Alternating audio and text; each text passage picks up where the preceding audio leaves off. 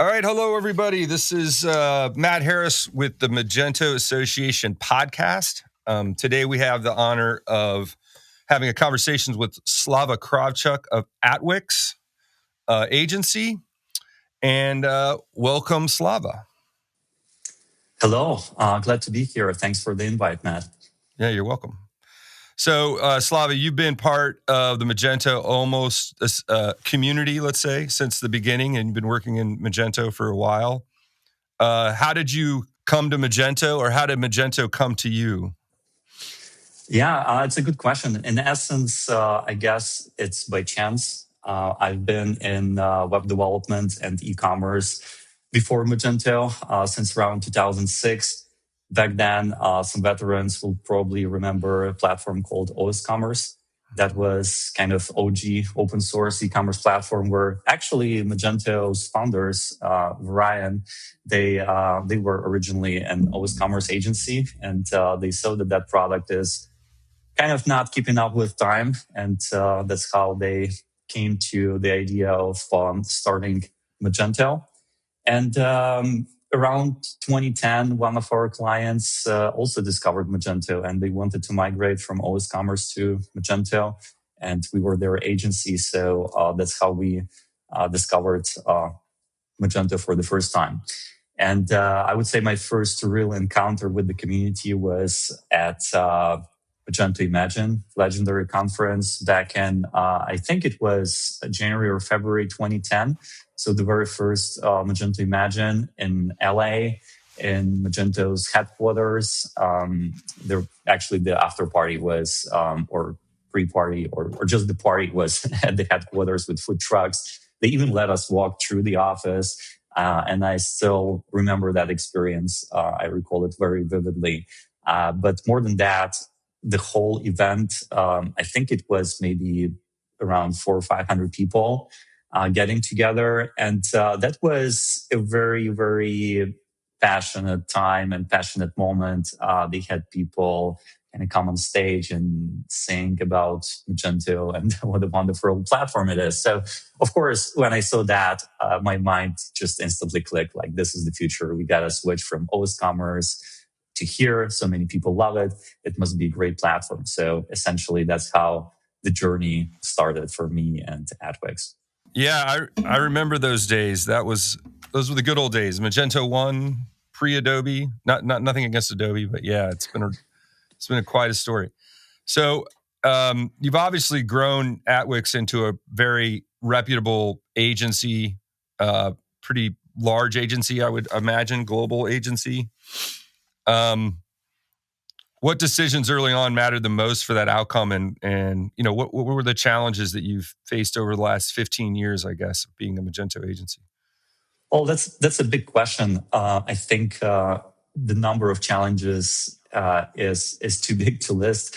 But we did a couple of things different, and one that I can think of that was the major one was the decision to go distributed.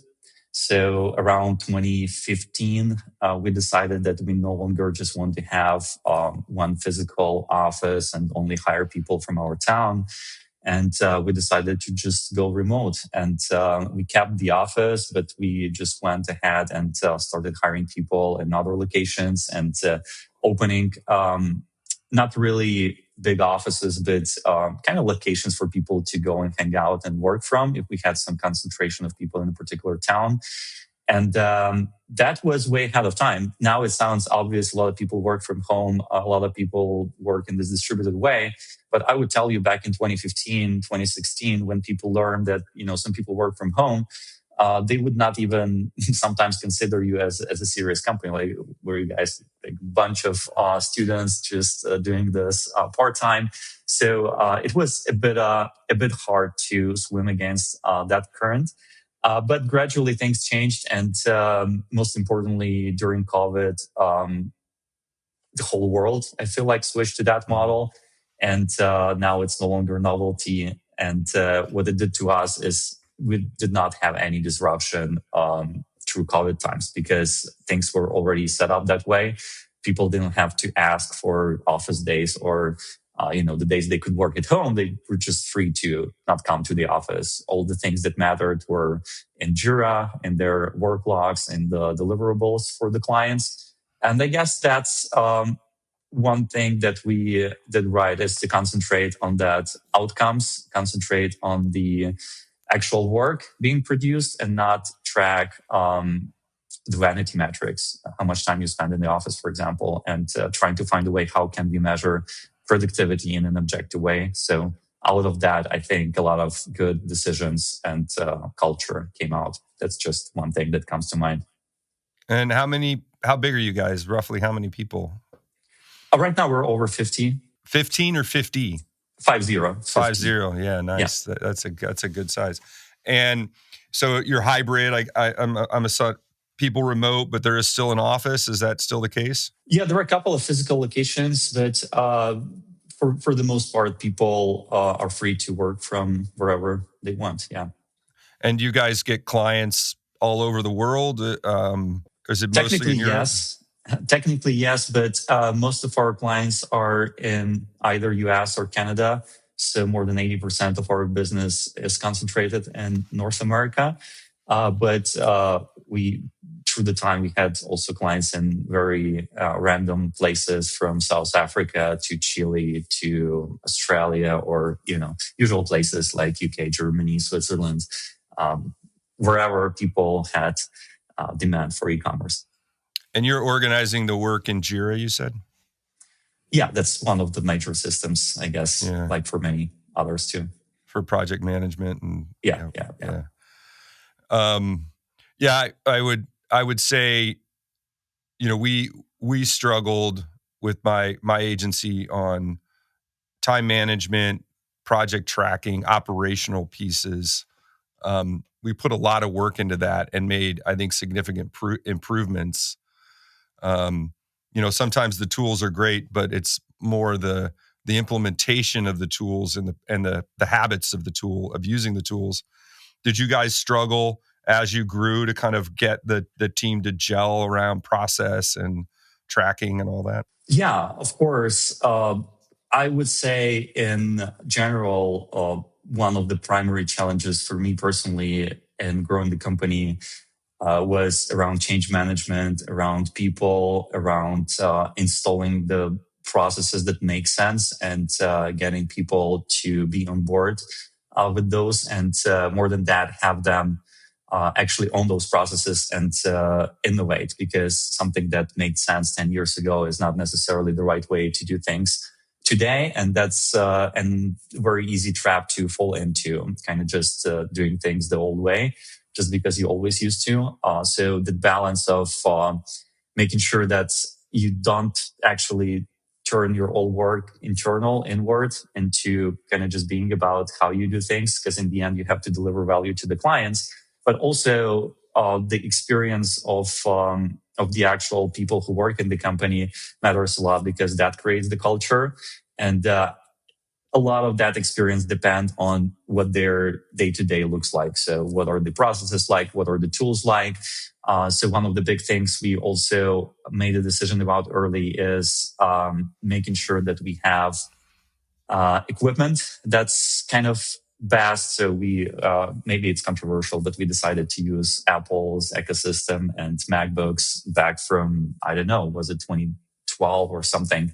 And a lot of people also didn't like it at first, but then it became more usual and more kind of fashionable. So that benefits kind of surface, but also having screens that are 4K back in the day, and all of those things were not usual. So making sure that people have comfortable work environment was very important.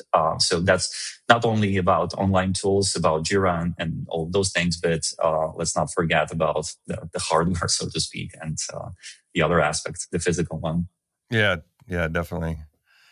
And then as you've grown, I know you do a lot of different types of e-commerce. What's the balance of B2B e-commerce versus B2C e-commerce, and how much of it is open source versus SaaS? So balance changed over time. Back when we started, it was, I would say, more B2C heavy. For the last couple of years, it's tilted heavily towards B2B. And I think that goes hand in hand overall with the market development, and where Magento in particular, as the platform that we invested so much of our time and expertise into, also naturally shifted. Nowadays, I believe that that's the strong case for Magento in particular, but also other systems like Shopware is B2B, because that's where that complexity is actually come to light day to day. Because I would argue that there is no, not even 100%, but let's say 90% identical B2B business one to another, just because of the internal systems, internal processes that they use, but also because of average age of those companies. A lot of those companies are second, third generation family businesses, and naturally they also used to do things in their own way. They used to grow their technical infrastructure over many, many years. So they deal also with a lot of legacy systems, with the need to connect different things together. And therefore, it's not like if you were building your whole business and technical infrastructure today. Maybe they would have made different choices today, but they ended up in the situation they're in. So they need their e-commerce platform to actually adopt to their needs, not adopt their needs to the e-commerce platform. So in that sense, of course, open source platforms, and I'm not saying just Magento open source, but of course, Adobe Commerce and paid versions of Shopware, for example, too, they offer the capabilities for that customization and adaptation of e-commerce. So naturally, back to your question, majority of the work that we do today is connected to B2B or hybrid. Yeah. And if you were an agency that's doing a lot of B2C work, let's say, imagine you're a Shopify agency doing a lot of B2C work, and one day you think, you know what, I want to get into B2B. I feel like there's some growth potential for my agency. What would you tell that business owner that might surprise them about B2B commerce that they might not be aware of yet if they only have done B2C? Yeah, even ourselves, and speaking to some of the team members internally that used to do B2C work for the most part, and then had to encounter B2B projects. Some of our tech leads in the company, they admit themselves that they have not even imagined that the difference would be so big.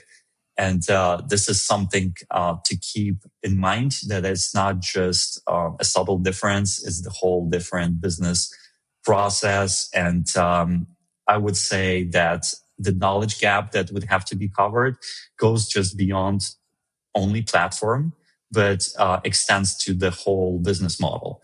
Because in B2C, yes, there are different models, but they are generally in a few different buckets. Maybe there is subscription element, maybe there is indirect fulfillment and things like that. But in B2B, this could be very, very different. And I would say the other aspect that people rarely think about is the extension of the B2B e-commerce interface beyond just commerce. Because I would argue that it's not even the B2B store, not even just the e-commerce store that people call that experience. They might call it buyer portal.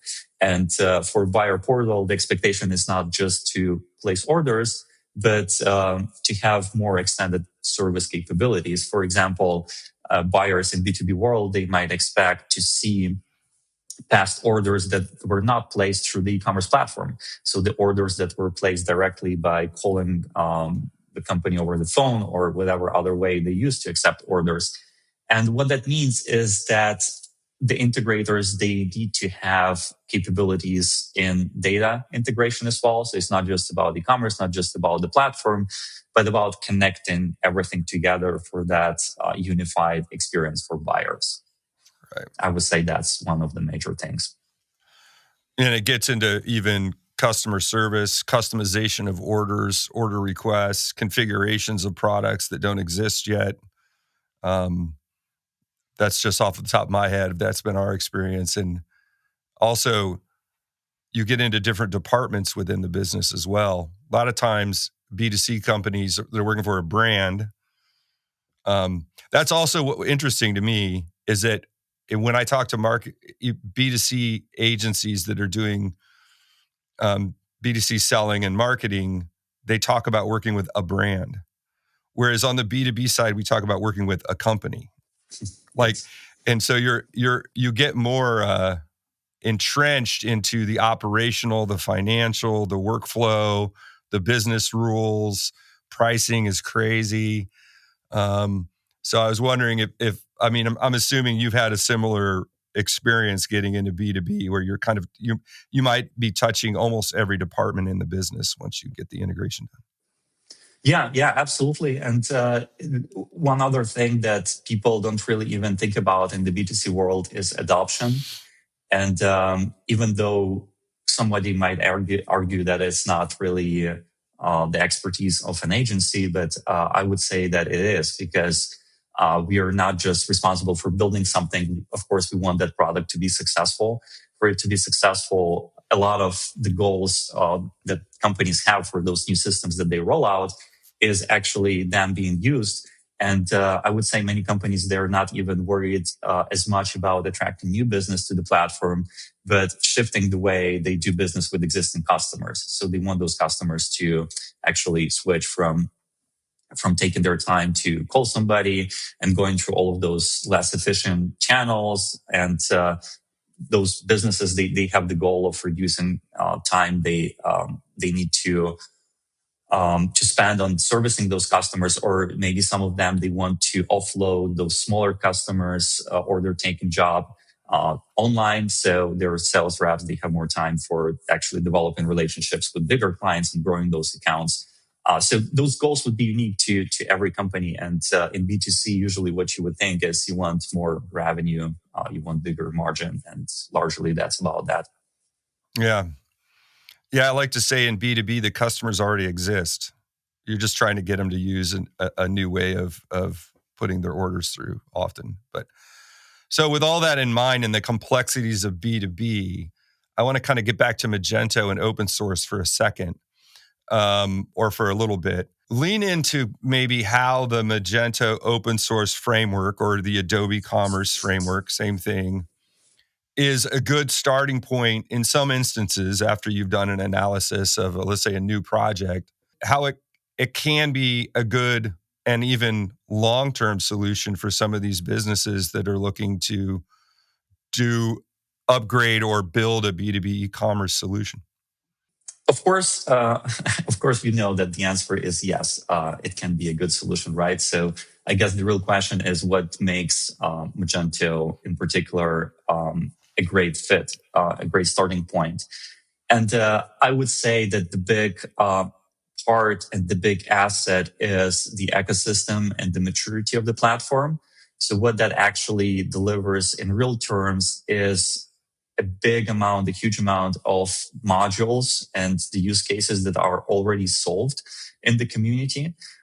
So I would say for majority of the requests, even in the B2B world, which are quite unique, you will already find solutions that can work for at least, let's say 80%, and then you can tweak it for the rest 20. And that's the benefit of open source, because if you work with apps on SaaS platforms like Shopify, for example, if you find an app that's only good for 80% of what you're trying to do, you cannot really go and tweak it and enhance it and make it 100%. It's either you take it as is, or you have to develop your custom solution from the ground up. With Magento, you actually have that luxury to take what works and do that last mile final tweaks to adopt it. So that's one part. Another one is actually Magento has a pretty strong name in the B2B world. A lot of companies there, they tend to be conservative. They don't trust new solutions, essentially. They want something that's proven, that's been on the market for a long time. And Magento fits that profile. And at the same moment, it's not a stale product. It has the community around it. So it's being maintained, being updated, but also community brings in the innovation that maybe we not necessarily get from Adobe in form of new features. So I think you get a really good starting point that you can work on. And what a lot of people also overlook or not pay attention to when positioning Magento open source is that today I would argue that's the only viable free open source e-commerce platform for B2B. That's the only choice. Yeah. Would you agree? Yeah, I would agree. So I have a follow-up question, and I'll play devil's advocate. Magento open source is incredibly complex. It requires a large technology team to maintain it. It's very time consuming to build, and it's getting its butt kicked by Shopify in the e-commerce marketplace. Those would be, I think, the talk tracks on the other side. So I have my responses to those, but I'm curious, Slava, how would you address those concerns? Let's stick in the B2B space for, complex builds kind of arena. I'm not selling B2C t-shirts type of thing. Right. So you cover the first response right away. Magento is not obviously for 100% of e-commerce use cases. But if we look into B2B, yes, of course, open source comes at a cost. You need to maintain the platform and you get the flexibility. But of course, if you get the flexibility, there is always a risk, the risk of messing things up, because that's the other side of the coin, so to say. You can do wonderful things. You can do things that might backfire when you try to upgrade the platform later. We all know that. So to address the total cost of ownership and maintainability aspect, I would actually argue that from our experience, if the development and customizations are done following the best practices, if you just don't go and, the usual example, edit the core code, which I hope nobody does anymore, but you would be surprised, or maybe not, that people not still surprised, do. Yeah. You're not surprised, right? So yeah. that's where you would run into an issue. And I would understand merchants as well, because from their standpoint, of course, they could hear that if you do things right, then the cost of maintenance is really not that big. But how can they make the call? How can they make the judgment? Because everybody would say that, of course, we do things in the best way possible. It will all work just fine. So it is a problem. It is something that merchants have to deal with, and they have to find a way to vet the vendors. But if they find that right partner, they wouldn't be really concerned with high maintenance costs. Now, are there no maintenance costs? Of course, that's not the case. You have to maintain the platform. You have to invest into upgrades. But what I'm saying is not that big of the overall budget that you would spend on that part. So that's on the TCO and complexity. Now things get even more interesting as we enter the AI age, because maybe we're not 100% there at this moment, but even looking over the past year, and we're recording this in January 2026, if we look even over the last 6 months, the coding capabilities of different LLMs and AI coding tools, they leaped, and they're only getting better. And one interesting quote I heard is, whatever AI you use today, that's the worst AI you will ever have to use. So it will only get better. And if something is not solved today, it's just not solved yet. I'm not saying everything completely will be solved and this will be all, unicorns and rainbows. Probably not. But we're getting better and better. And I would say it's not unthinkable, even today, to imagine that one really smart and capable engineer with help of AI tools could deliver as much as 5 engineers in the past of the same level. Or in other words, he could get as much work done in a day as he could or she could in a week some years ago.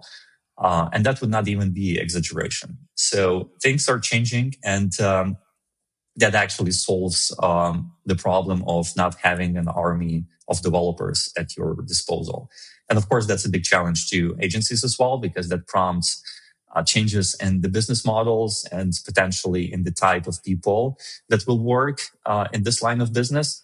But that's part of evolution. There is benefits to it, but also some costs. Be on the lookout for the conclusion of the conversation on the next episode of the Magento podcast.